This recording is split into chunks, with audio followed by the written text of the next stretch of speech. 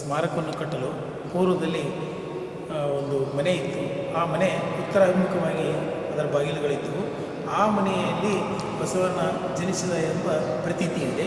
ಅದರ ಸುತ್ತಲೂ 4-8 ಕುಟುಂಬಗಳು ವಾಸವಿದ್ದಂಥ ಮನೆಗಳಿದ್ದವು. ಈ ಸ್ಮಾರಕ ಭವನವನ್ನು ಕಟ್ಟುವ ಸಲುವಾಗಿ ಆ ಎಲ್ಲ ಮನೆಗಳನ್ನು ಸರ್ಕಾರ ವಶಪಡಿಸಿಕೊಂಡು ಇವತ್ತು ಈ ಭವ್ಯವಾದ ಸ್ಮಾರಕ ಭವನವನ್ನು ನಿರ್ಮಿಸಲಾಗಿದೆ. ಅಸಂಖ್ಯಾತ ಪ್ರವಾಸಿಗರು ಈ ಭವ್ಯ ನಿರ್ಮಾಣವನ್ನು ನೋಡಲಿಕ್ಕೆ ಬರ್ತಾ ಇದ್ದಾರೆ. ಇದರಲ್ಲಿ ನಮ್ಮ ಸ್ಥಳೀಯ ಅಧಿಕಾರಿಗಳಾದಂಥ ಜಾಮದಾರರ ಕಾಣಿಕೆಯೂ ಮಹತ್ವದ್ದಾಗಿದೆ.